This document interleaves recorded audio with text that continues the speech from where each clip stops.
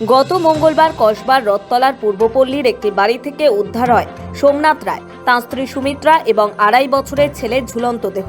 পুলিশের প্রাথমিক অনুমান এটাই ছিল যে ছেলেকে মেরে তারপর নিজেরা আত্মহত্যা করেছিলেন। ময়নাতদন্তের রিপোর্ট সেটাই স্পষ্ট করে দিল।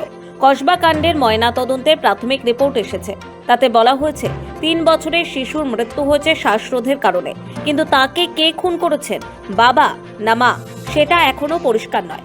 রিপোর্টে উল্লেখ করা হয়েছে শিশুটির নাক এবং ঠোঁটে একাধিক আঘাত রয়েছে। মনে করা হচ্ছে শ্বাসরোধ করার সময় সেই চোট লাগে তার।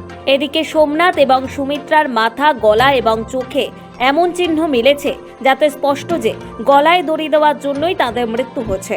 কসবার রথতলা যে ঘর থেকে মৃতদেহগুলি উদ্ধার হয়েছিল সেখান থেকে পুলিশ একটি সুইসাইড নোটও উদ্ধার করে, যার ভিত্তিতে সম্পত্তি বিবাদের বিষয় সামনে আসে।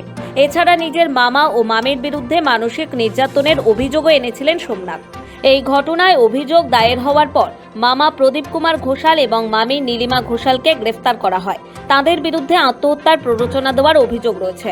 বুধবার তাদের 7 দিনের পুলিশি হেফাজতের নির্দেশ দিয়েছে আদালত।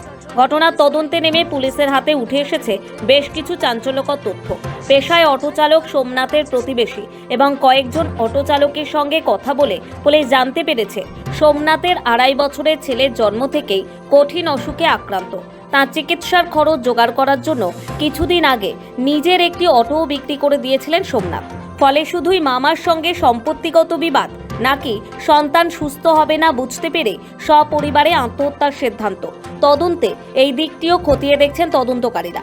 এদিকে সোমনাথের মামার বিরুদ্ধে আত্মহত্যায় প্ররোচনা দেওয়া এবং ষড়যন্ত্রের অভিযোগ এনেছেন মৃত সুমিত্রার দিদি, তবে তিনি নির্দিষ্ট করে কারো নাম উল্লেখ করেননি। তদন্ত জারি রেখেছে পুলিশ। সৌভিক সান্যালের রিপোর্ট, সময়, কলকাতা।